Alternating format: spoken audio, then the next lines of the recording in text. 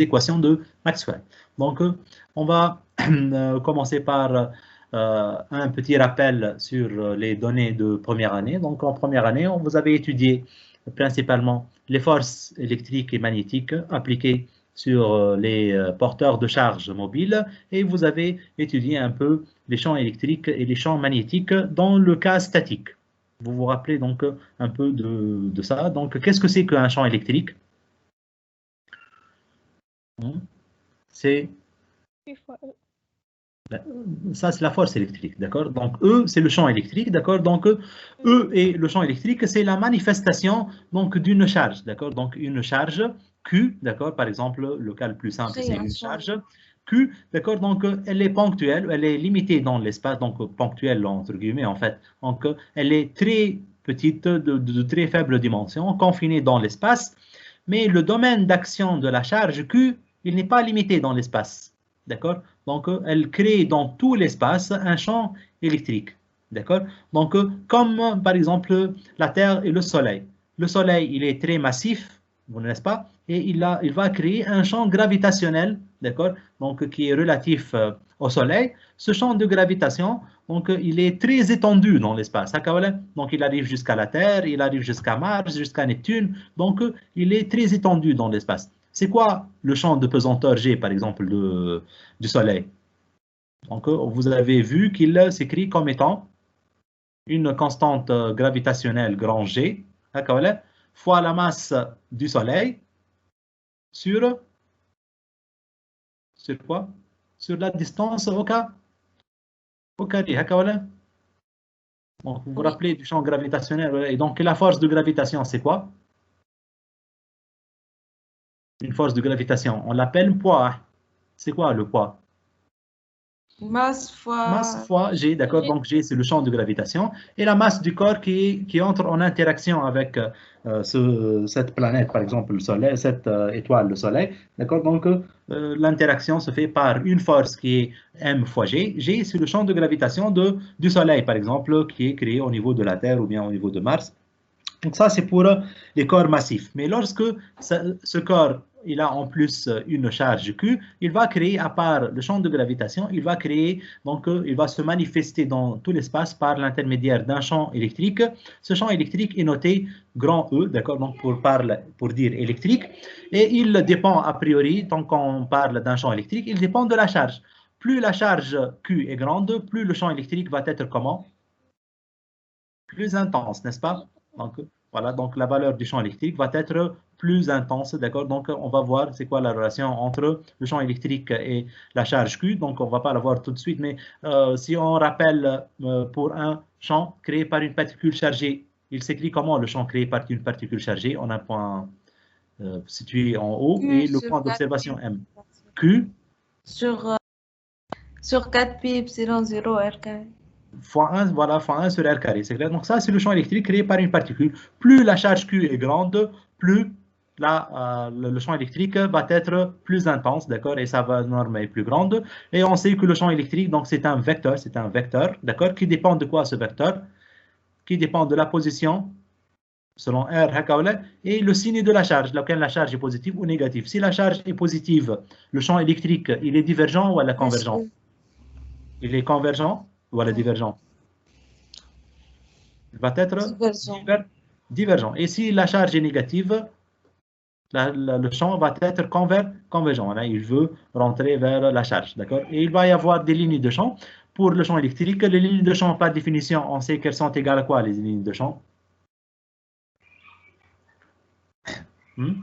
Par définition, les lignes de champ, ce sont les courbes qui sont comment? Tangente en champ électrique. Donc, on peut tracer plusieurs lignes de champ, par exemple, créées pour une particule chargée ponctuelle. D'accord? Donc, champ électrique et par une charge Q. D'accord? Donc, on peut trouver pour ce champ électrique créé par une charge ponctuelle Q. D'accord? Donc, voilà, ça, c'est le champ électrique créé par une charge Q, d'accord, donc il est divergent, d'accord, et sa norme définie diminue. Et on peut trouver, donc les lignes de champ vont être quoi? Ce sont des demi-droites qui sont issues à partir du centre et dirigées vers l'extérieur, n'est-ce pas? Ça, c'est donc une Donc, un exemple d'une particule chargée, d'accord, donc, qui crée un champ électrique E, d'accord, donc, la norme diminue en 1 sur R carré, et le champ électrique, ce champ particulier, en 1 sur R carré, on l'appelle un champ coulombien, d'accord. Donc, et plus le nombre de charges augmente, donc, il va y avoir de différentes topographies pour le champ électrique, n'est-ce pas? Donc, si par exemple, on prend ici le cas de 2 charges ponctuelles, voilà, donc dans le cas de 2 charges ponctuelles, donc on trouve ces lignes de champ qui sont comme ça. Par exemple, si les 2 charges sont de même signe, plus, les 2 charges sont positives, qu'est-ce qu'elles font les lignes de champ? Elles se refoulent, elles se poussent, donc elles se refoulent et ils veulent pas quoi? Ils ne veulent pas avoir donc des domaines. Voilà, donc maintenant, il y a donc répulsion entre les champs électriques et les lignes de champ donc divergent et s'éloignent, d'accord, donc des charges. Et si les 2 charges sont de même signe, plus et moins, donc il va y avoir une interaction en binatome et les lignes de champ vont être la nef zone. Il y a donc des lignes qui sont comment? Qui partent de plus de la charge positive vers la charge négative, d'accord, donc et il va y avoir donc une autre forme pour les lignes de champ. Donc ça dépend de. Donc, plus le nombre de charges augmente, bien sûr, ça devient de plus en plus compliqué cette notion de champ électrique, d'accord? Donc, on ne se propose pas donc de calculer les lignes de champ et tout, d'accord? Donc, c'est supposé être fait la première année, d'accord? Donc, sinon, on a besoin de dire que pour une particule chargée, elle va créer un champ électrique, d'accord? Ça, c'est la source principale pour le champ électrique, n'est-ce pas? Pour le champ magnétique, comment on peut créer un champ magnétique? شنو الحاجة اللي تصنع un champ magnétique? Comment on peut créer? Voilà, dans une bobine, d'accord. Donc la bobine, c'est un circuit fermé qui est parcouru par un courant électrique, d'accord. Là où il y a un courant, mais là, qu'est-ce qu'il y a principalement là où il y a un courant? Champ magnétique. Il y a un champ magnétique, d'accord. Donc ça, c'est dans la majorité des cas, mais Zada, on peut trouver là, ça, c'est quoi ça? Voilà, des aimants, d'accord. Les aimants aussi, ce sont des sources de champs magnétiques, d'accord. Donc, qu'est-ce que vous pouvez dire, par exemple, là, sur cette représentation? On a la représentation des lignes de champ créées par un aimant. Qu'est-ce que vous dites des lignes de champ créées par cet aimant?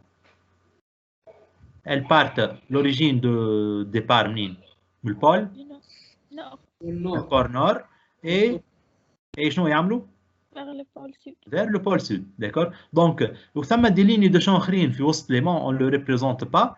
لو كان on veut les représenter les lignes de champ à l'intérieur de l'aimant, كيفاش باش يكونوا؟ من النور للسود هيك. من النور للسود ولا من السود للنور à l'intérieur? من النور للسود. Non, je suis désolé, donc c'est envers, d'accord. Ah oui, d'accord. Donc, à l'intérieur de l'aimant, les lignes de courant vont être des droites, d'accord, qui sont horizontales, mais qui sont orientées donc du sud vers le nord. À l'intérieur, les lignes de champ sont orientées dans ce sens-là. Vous voyez? شنو هي تبدل على الانتريور معناها؟ Pour avoir une continuité de la ligne de champ. ligne de champ هذه البرة شو عامل البرة؟ هي عرفت فهمتك. ماشي يمشوا هيك ويرجعوا لها تحصل هيك. On dirait maille يعني. Voilà, معناها ثم très bien. Donc une maille معناها شنو؟ c'est les lignes de champ شبههم. Regardez, on peut voir هنا اللينية هذه شنو تعمل؟ à l'extérieur ماشي هكا ولا؟ بعدين donc elle fait un demi-tour et elle entre par le pôle sud et on peut imaginer sa continuité là, c'est clair? Donc les lignes de champ de B, ce sont des lignes qui sont comment? Ouvertes ou fermées? Fermées. Par contre, pour le champ électrique, les lignes de champ sont comment? Ouvertes. D'accord, donc les lignes de champ pour un champ électrique, ce sont des lignes ouvertes. D'accord, donc regardez, ligne de champ هذه ماشية le point d'origine هي la charge plus, ماشية حتى لوين؟ ماشية لوين؟ Jusqu'à l'infini, c'est clair. Donc, les lignes de champ machine jusqu'à l'infini, mais ils تعودوش يرجعوا على بعضهم. Donc, ce sont des lignes ouvertes. Donc, ça, c'est la différence fondamentale بين les lignes de champ électrique et les lignes de champ qui sont comment? Du champ magnétique. Les lignes de C'est champ. qui fait on calcule les lignes de champ. Calcule. Ah bon? في المرة Sinon, الأخرى juste un كما petit. نعرفوا. dl vectoriel E est égal à 0. هكا ولا؟ Ah, qui mal. Ok, Voilà. ok. dx sur ex égale dy sur ey égale dz sur ez, la même chose. D'accord? Donc il n'y a rien donc, de nouveau dans la même. Ça, c'est une formule universelle pour n'importe quelle ligne de champ, pour n'importe quel champ. C'est clair? Pour le champ magnétique, calculer l'équation, déterminer l'équation. dx sur bx égale dy sur by égale dz sur bz. En système de coordonnées cylindriques, ça va être égal quoi? DR DR sur Sur R br un égale, sur θ R. égale r de θ égal R de θ sur B sur θ. bθ, elle est égale dz sur bz. واضح Ouais. ولا؟ Alors, donc, de la même chose pour les systèmes de coordonnées sphériques, d'accord? Donc, ça, c'est en ce qui concerne les lignes de champ. Donc, pour les lignes de champ, pour le champ électrique, ce sont des lignes ouvertes. Pour le champ magnétique, les lignes de champ sont des courbes fermées. D'accord? Donc, la dernière chose qu'on va rappeler, mais là, d'après les connaissances de système, de fluide, de cinématique, si on isole par l'esprit une courbe qui est comme ça, d'accord? Une courbe, ça c'est une surface, pardon, moi je suis une courbe, une surface.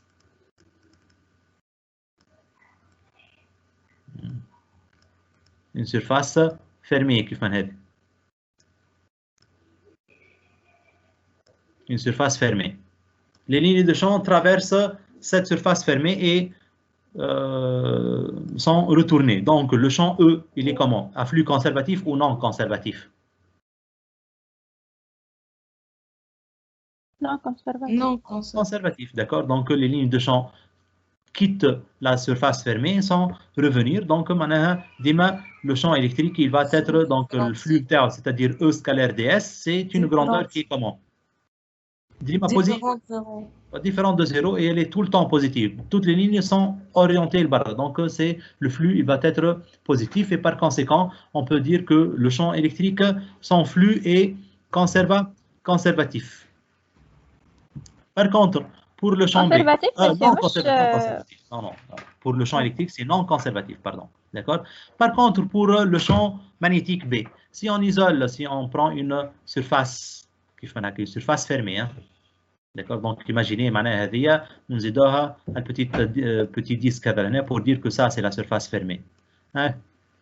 Qu'est-ce que vous pouvez dire du flux du champ magnétique là? Le champ magnétique qui est de ce côté-là, il est entrant ou sortant? Entrant. Donc, le flux est positif ou négatif? Négatif. Négatif. Par définition, la surface fermée, donc le facteur surface est dirigé vers l'extérieur. Ou là, le champ B, il est comment? Sortant. Positif. D'accord? Donc, positif. Donc, mathématiquement, le calcul n'est pas aussi évident, mais le flux sortant, le flux l'entrant, ça va être égal à 0. C'est clair? Conservatif. Voilà, donc le champ B est à flux conservatif. Mais là, on peut donner directement deux résultats. Div de B, elle va être égale à combien, div de B? 0. C'est égal à 0. À B, il est comment? À flux conservatif, c'est clair? Et pour le champ électrique, div 2, ça va être égal à quoi? Différent de 0. Va être différent de 0, d'accord? Donc, il est différent de 0. Voilà, donc, différent de 0, comment on va... Je vais écrire différent de... Donc, ça va être différent de 0. Et vous avez un théorème bien connu qui s'appelle le théorème de Maxwell-Goss. Qu'est-ce qu'il dit, ce théorème de Maxwell-Goss? Div de E, elle va être égale à comment? À quoi, d'après la première année? Double intégral. Là.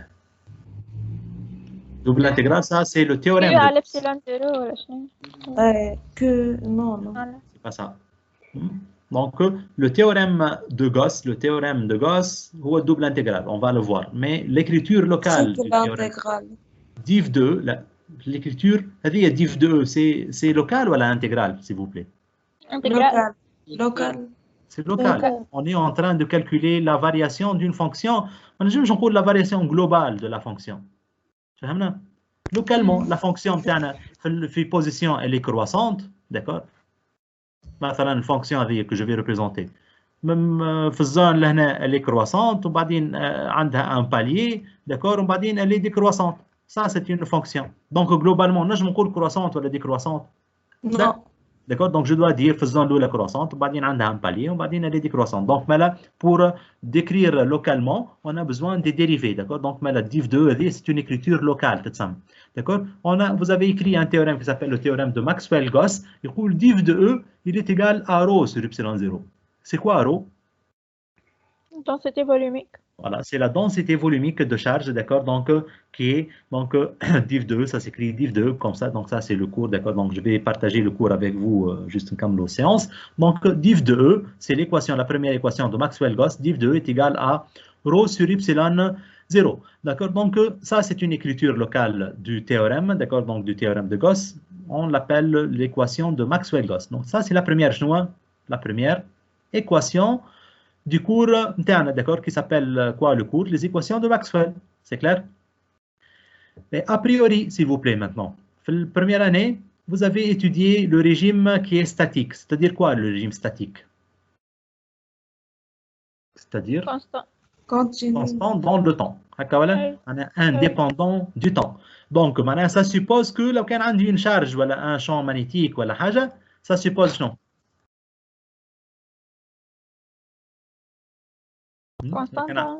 Elle ne varie pas au cours du temps. Hein. Des charges, la valeur de 1 coulomb, ساعتين 10 أيام ديما la charge نتاعها elle est égale à 1 coulomb, c'est clair? Et le champ électrique qu'elle va créer, est-ce qu'il va être variable dans le temps? Non. Non, il va être un champ donc, qui est statique dans le temps, d'accord? Imaginons maintenant, regardez, donc on a une petite expérience par l'esprit, d'accord? Ça, c'est notre charge, d'accord? On a une charge plus Q, c'est clair? Donc, je vais regarder, donc je vais prendre cette charge-là. Si, je vais supposer que là, par hypothèse, hein, d'accord? La charge est proportionnelle au volume. Maintenant, si le volume de la charge augmente, voilà, maintenant, c'est-à-dire que la charge a augmenté, d'accord? Donc, si au cours du temps, la valeur de la charge augmente, qu'est-ce qui va se passer? Maintenant, son volume, il va augmenter, n'est-ce pas? Oui. Et le champ électrique, est-ce qu'il va être resté constant? Voilà, il va augmenter Z en norme. Augmenter, non? Il va augmenter en norme. Le champ électrique par définition, il est égal à quoi le champ électrique par définition?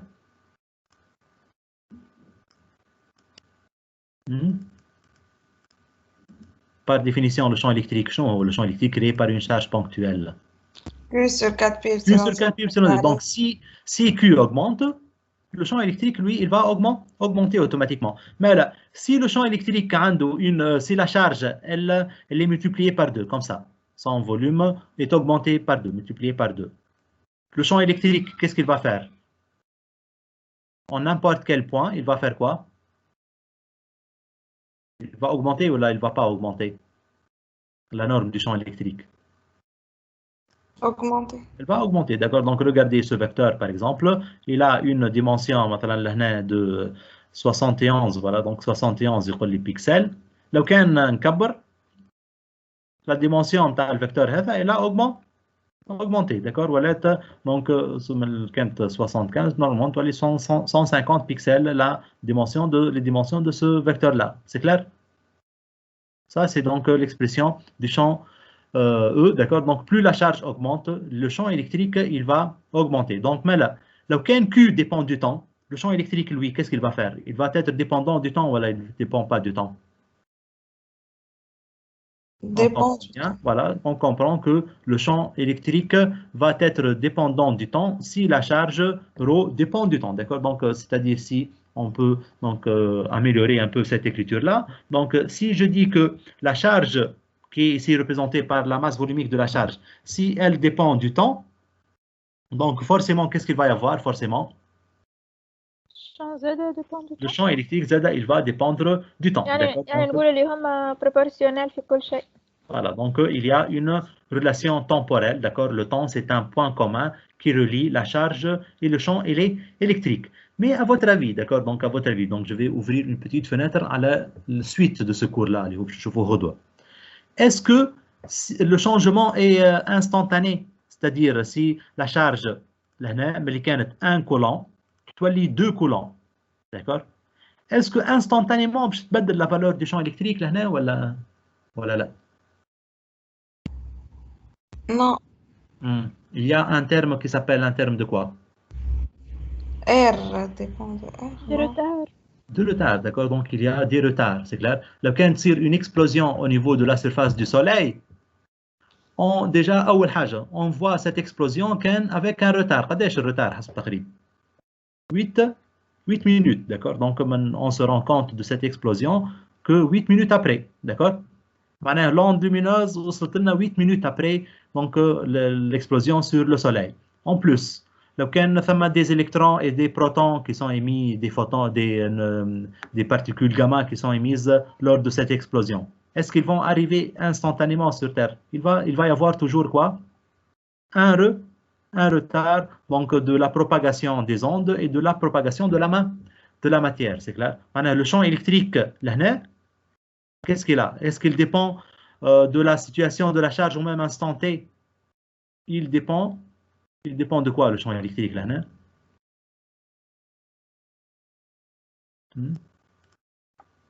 مش واضحة الكونكلوزيون اللي نحب نوصلها.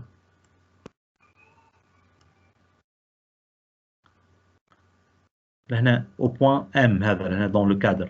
Il ne dépend pas de la valeur de la charge au même instant T d'observation, mais il dépend de la valeur de la charge dans le passé, d'accord, avec un petit retard qui s'appelle un retard dû à la propagation, c'est clair?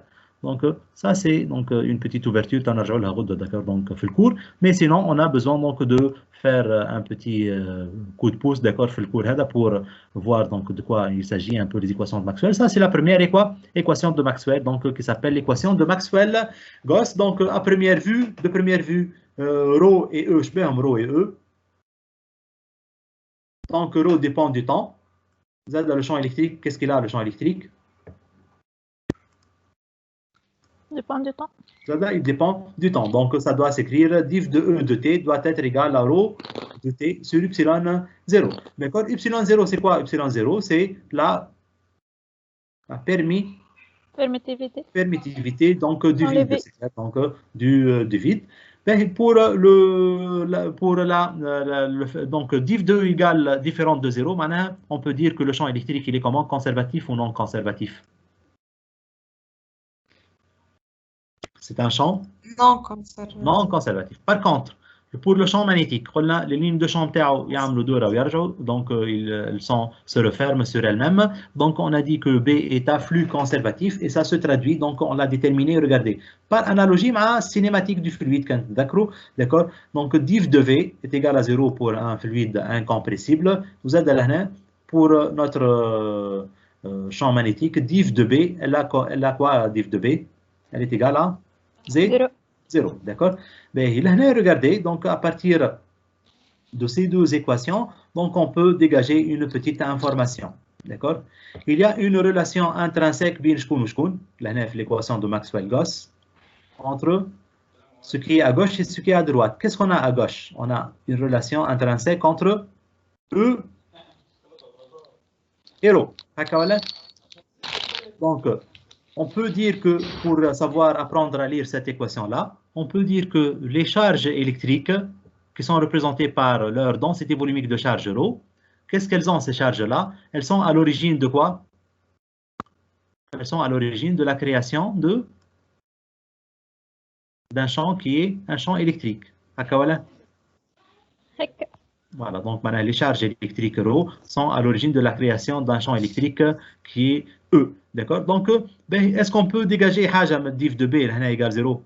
Une seule donnée qu'on peut dégager, c'est le fait que B est à flux conservatif et que les lignes de champ se referment.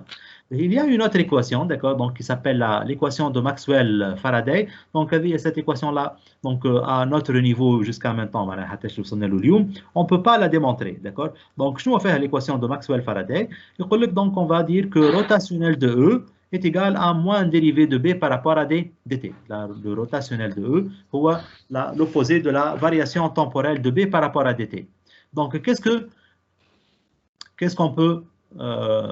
qu'on peut dire de ça? بس يا أخي الرات de E مش normalement يكون 0. Voilà. Donc, rho de E est égal à 0 lorsque c'est le régime statique. N'est-ce pas? Donc, l'année dernière, vous avez écrit cette équation-là. mais on إنه الرجيم statique يعني خاطر ماهوش روتاسيونيل. لا. Régime statique, maintenant, ne dépend pas du temps. هكا ولا؟ Donc, lorsque c'est indépendant du temps, قداش تكون dérivé de B par rapport à dt? 0. Donc, on retrouve l'équation de Faraday, plutôt la relation de Faraday, rho de E égale 0 en régime statique, n'est-ce pas? Oui.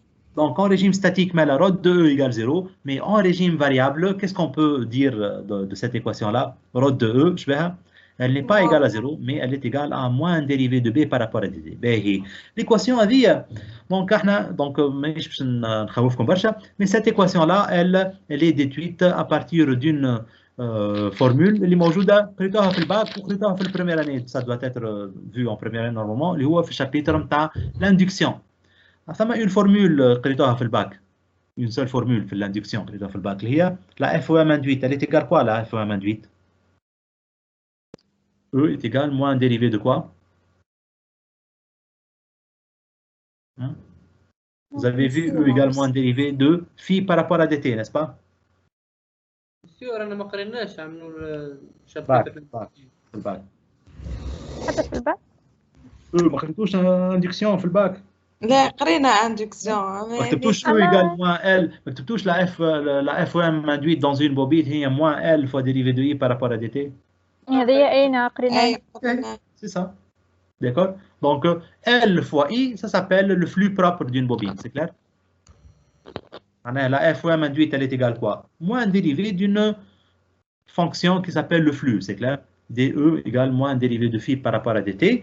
هذيك نطلعوا منها هذه, d'accord? نطلعوا منها l'écriture locale هذه.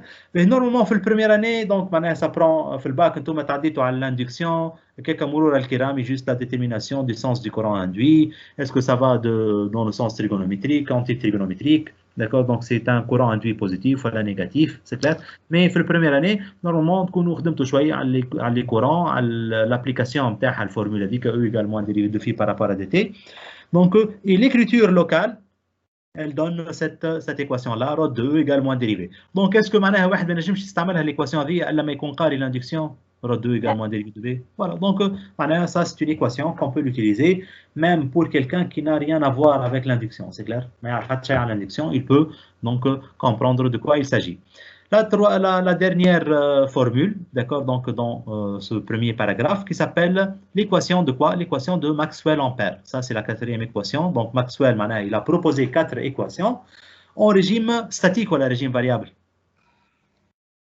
Ça, c'est le régime variable, d'accord? Donc, maintenant, le régime variable, نرجع le régime statique en éliminant le temps et en prenant toutes les dérivées par rapport au temps égale à 0, d'accord? Donc, le Maxwell-Ampère, c'est quoi l'équation donc proposée par Ampère, d'accord? Ce sont des équations donc proposées par Ampère, donc les 4 équations, d'accord? Donc, il dit que le rotationnel du champ B, le rotationnel du champ B, elle est égale à mu0 fois J plus y0 mu0 fois dérivé de E par rapport à dt.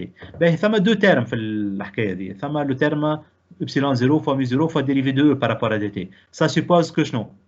y0 mu0 durant E sur T. Ça suppose que E varie au cours du temps. Régime variable. Voilà, en régime variable. Mais il y a un terme, là, mu0 fois J. C'est quoi ce J-là? C'est le vecteur densité de...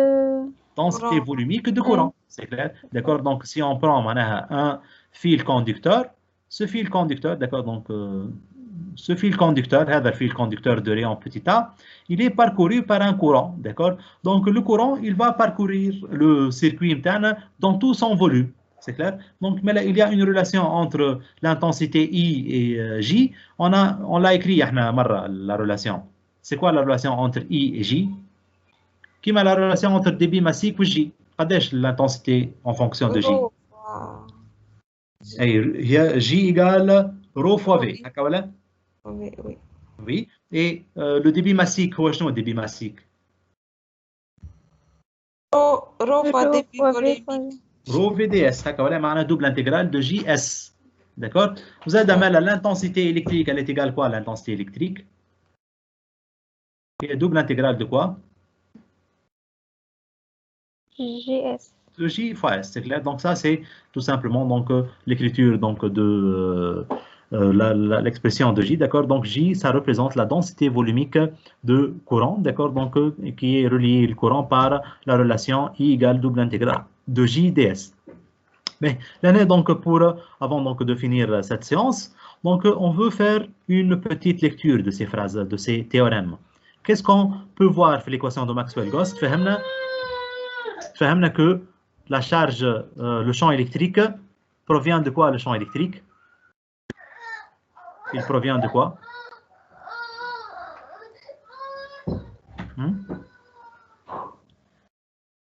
Il provient de quoi le champ électrique? Mais l'équation Maxwell-Gauss a dit. On peut le créer à partir de quoi? De rho fois. À partir de charge électrique ρ, c'est clair. Donc le champ électrique, il peut être créé par le biais de quoi? شارج بونكتويل de charge ponctuelle. Ben, بالنسبة للشامp magnétique من l'équation الأخرانية دي، le champ magnétique grand B, on peut les créer لو كان ناخذوا الشطر نتاعها برك. On peut les créer à partir de quoi? كان ناخذ ρ de B égale mu0 fois J. يعني ريجيم في régime statique. Directement, on peut dire que ρ de B égale mu0 J, qu'est-ce que ça veut dire? Ça montre que le champ magnétique peut être créé à partir de quoi? De J. De J, معناها من les courants électriques. متفاهمين؟ Ça, c'est le régime statique pur. Mais en régime variable, les équations تبدلوا شوي. ρ de E ما عادش égal 0 ولا ρ de E égale moins dérivé de B.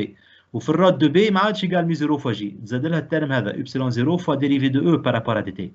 Comment on peut les lire مالا une nouvelle lecture نتاع l'équation هذه؟ ρ de B فيها ε0 mu0 dérend E se dérend T. Qu'est-ce que ça montre? Pour créer B, qu'est-ce que je peux faire pour créer un champ magnétique B? champ électrique E. نجيب un champ électrique E, statique ou ماهوش statique? Variable. Donc je peux dire que les variations temporelles de E, qu'est-ce qu'elles vont faire ces variations temporelles? Créer un champ. Créer des Elles champs vont créer un champ magnétique. Ça, c'est très important, d'accord? Donc, je vous invite, comme dit, un sens physique dans les équations. بالنسبة لي أنا أهم من l'équation. أي واحد نجم يحفظها هذه، d'accord? نجم تلقاها في التليفون، تلقاها في الانترنت، تلقاها تضيع عليك تحل كراسة تلقاها. Mais l'interprétation بتاعها, ça demande donc de la réflexion, d'accord? Donc, mais là, les variations temporelles de E sont à l'origine de la création d'un champ magnétique B. D'accord? Mais là, pour créer B, on a deux choix. Il y a un courant, d'accord? Ou là, qu'est-ce que je fais? Je crée un champ électrique variable. Les variations du champ électrique vont être à la source de quoi? Vont être à la source de la création d'un champ magnétique. Ça, c'est هذا جديد في الكور هكا ولا؟ هذا هي البارتي الجديده في الكور نتاعنا اليوم سي كلير. دونك من الكور نتاع البريمير اني on évolue un peu, d'accord? Donc on arrive à ce niveau-là. Donc pour dire que pour créer un champ magnétique, à part les sources اللي هما les courants électriques, ثم les sources qui sont les champs électriques variables. Donc les champs variables eux peuvent créer donc un champ magnétique B. شكون يعمل لي lecture نتاع l'équation de Maxwell-Faraday؟ هذه l'équation l'avant-dernière. Rho de E égale moins dérivé de B par rapport à dt. Comment on peut la lire, cette équation-là? Variation d'un champ magnétique dans un champ électrique.